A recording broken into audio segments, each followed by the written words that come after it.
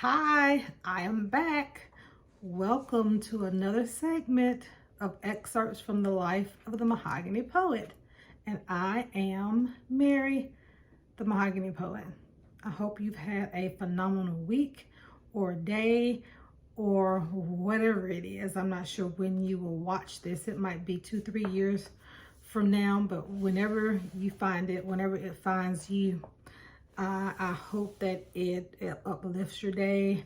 I hope that it just does something to just make you feel good and warm on the inside. Again, this is where I come to share my poems with you and to just chit chat for a little while about whatever it is that is going on in my space and in my world and what I feel has been placed on my heart and in my spirit to share with you for just a few minutes. This time I'm going to switch it up just a little bit.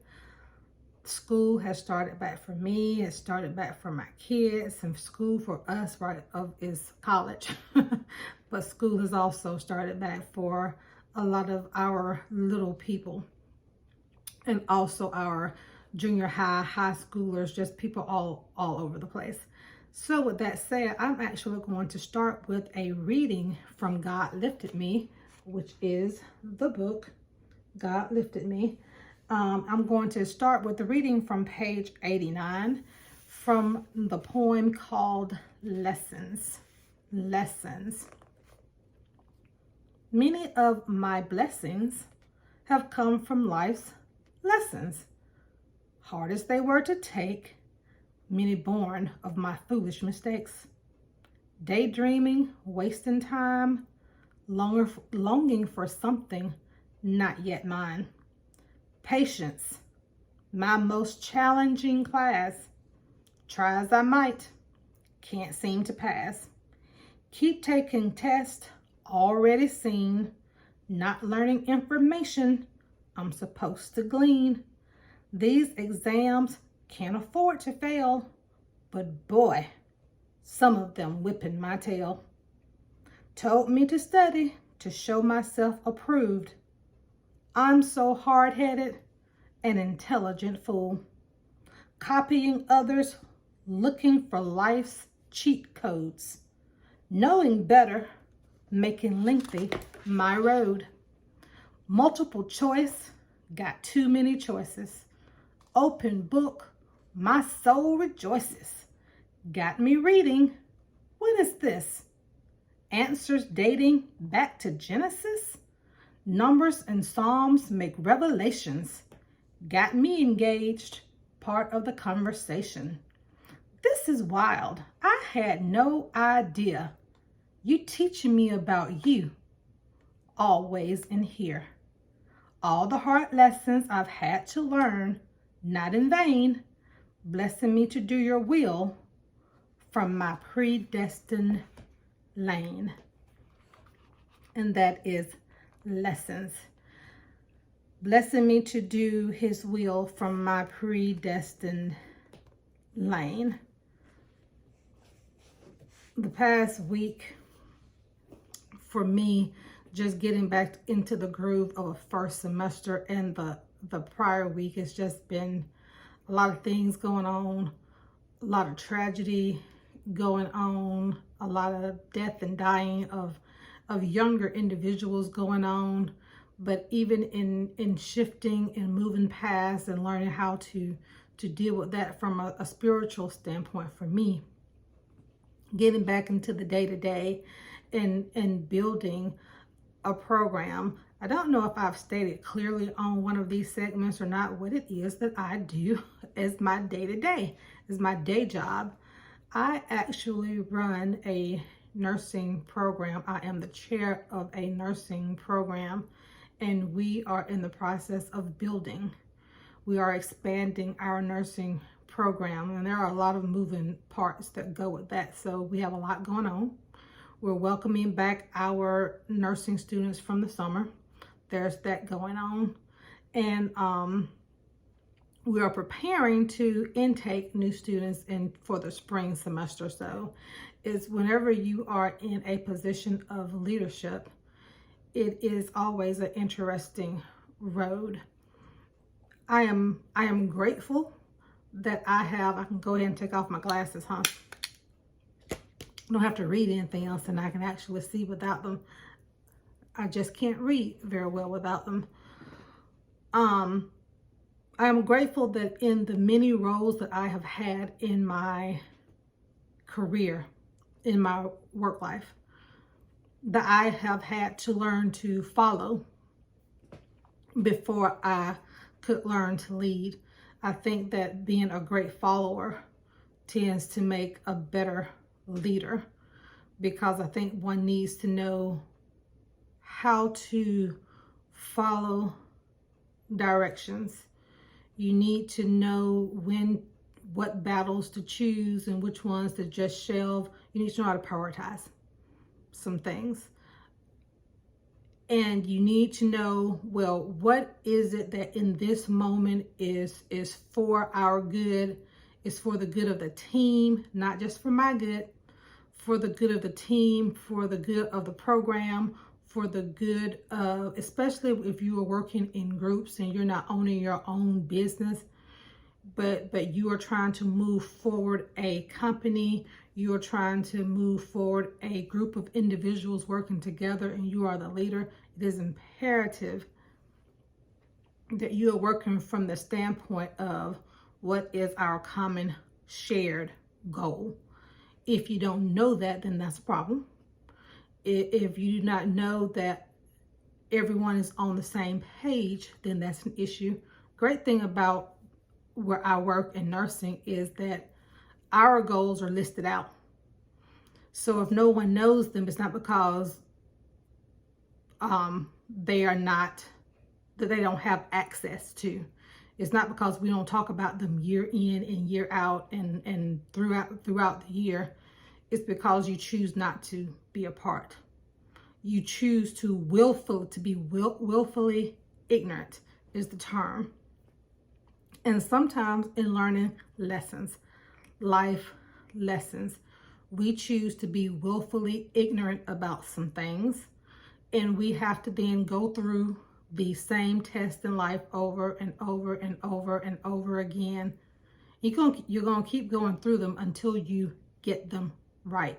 If there's something that you're wondering, why does this keep happening to me, and why do I keep finding myself here in this same position no matter what I do? I keep ending up here. When I speak about in the poem, when we talk about Genesis, Numbers, Revelations, whatever the books are, of course I'm referring to the books of the Bible. If you have something that's going on in your life and you're not sure why, of course it's always going to be my recommendation is that you seek his advice, that you study to show yourself approved, that you study and you go to his word, because he's given us this manual to help us figure out what it is that we need to do, how it is we need to get close to him, and that we seek his guidance. And we ask him, why do I keep finding myself here? And if we open ourselves up to listen and to hear his voice, we will be able to recognize his voice, because his sheep recognize his voice. He will let us know. Now, we may not want to hear it, because that means I have to change something about me. I have to do something differently about me. I have to give up some of the things that I really, really love to do, things that really make me feel good, and I'm not there yet. Okay, we're just going to keep going through the same class, the same lesson. Like I said, patience. Patience is a difficult course for me. It's a difficult lesson for me to learn, and I still have not mastered it, but I'm better at it at 52 than I was at 22. But he's going to keep giving me opportunities to practice patience until I get there. And I am glad that he is, because that means that, he hasn't left me. He is still there. He is still working on me. He understands that I am still a pupil in this large classroom, and I am trying to get it right. I'm still in the classroom. I am still in the game. I do not want to flunk and fail out of this class. Not at all. So I'll keep going through these lessons in order to get it right. The same can be used in whatever grade that you're in. If you are learning to read, I especially, because reading is just so important to me. It opens up so many doors if you can read. For those of you, Mary McLeod Bethune, she has wonderful quotes out there all over the internet if you ever Google her. And one of the quotes that she has is about how reading just opened up the world. Learning to read opened up the world of opportunity to her, and it really does. And why I'm here is because when you're reading something, especially our young people, if you're reading and you get to words and you don't know what the words are, I would implore you to not skip over the words. I would implore you to highlight them. Most of you have computers. Those cell phones that you use to look up everything is a computer for most of you. And you can just Google what the word means. If not, then you know a Webster's dictionary. I hope you can have one in your possession so you can look up what words mean. That is a way for you to start to expand your vocabulary and to expand your mind. And also when you begin to write, you will have this huge repertoire of words that you can pull from. You have this space that you can go to, and that was one of the ways that I learned to write, and one of the ways that I learned to love to read and write is because I would see words that I didn't know and they fascinated me, and I wanted to go and look them up. I love vocabulary. When I was in junior high and high school, yeah, you may consider me weird. That's okay. I just have a fascination and a love affair with the English language and the words that are out there. So I would encourage all of us, not just the young people who are learning to read, but even us older adults, as we're reading and we come across a word and we're like, well, I don't know what that means. Let me just skip over it. Well, don't skip over it, but stop and look it up and see what it means. It may surprise you, and it might be a word that you can use with your friends and gain some brownie points or something. I don't know. But lessons come in all shapes and forms, whether they're life lessons learned in the classroom, lessons, learned sometimes just with you're having a conversation with a friend, with your child, with whomever. And there are always nuggets. I'm always a student. I am a student of life because I absolutely love to learn. I'm fascinated by things that I don't know. There are some things I don't want to know about. I really don't. I will listen, but I have no desire to know anything about them. But I used to love to play Jeopardy with my mom when I was younger. And what you think is useless information could win you some money if you ever want to go on Jeopardy. I'm not that good, but I used to be pretty good, but now no, I'm not so much. I don't know any trivial facts anymore, not as much as I used to. So with no further ado, I'm not going to stay here long today. I always say that we're going to be short and I keep you at 18 minutes, but not today. It has been a long week. I am just a little bit brain tired and weary. I pray that this upcoming week for you, I pray that it is filled with God's richest blessings. I pray that He keeps His arms of protection around each and every one of you. And I pray that you either continue to or start to build a relationship with Him that will help you to get into your lane, your predestined lane, and stay out of other folks' lanes. Get in your lane, figure out what it is that you are purposed to do. What is it that you do best? And when you need help, ask for help. And don't be envious of people who can do things that you can't do. Applaud them, be glad, and if you need their help, go ask for it. Go ask for it, because it takes all of us to make a thing work well. And I have no issue going to people who are experts at what they do. I appreciate that they exist and that they are experts at what they do. And I don't want to do what they do because I have enough to do. I have enough on my plate. And there are reasons why we are each given talents.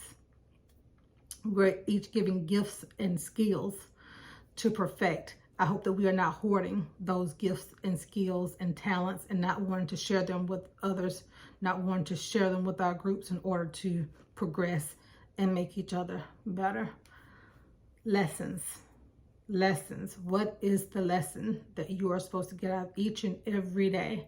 Each and every day. Therefore, each and every night, we should be asking ourselves, okay, just taking just a couple of minutes, a few minutes, and like, okay, what was it I was supposed to get today?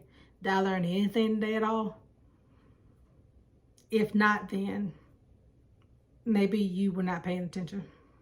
Maybe you fell asleep when you were supposed to be taking notes, when you were supposed to be participating. You chose not to participate in the thing that would have helped you learn the lesson because you were too angry, you were too bitter, you were too sidetracked, you were too busy doing something you had no business, whatever the case was. We were too caught up in self to learn the lesson. If we could just rein it in and focus on our self-growth. Lessons. Thank you. This has been another segment with the Mahogany Poet. I hope you are enjoying. See you next time. Bye.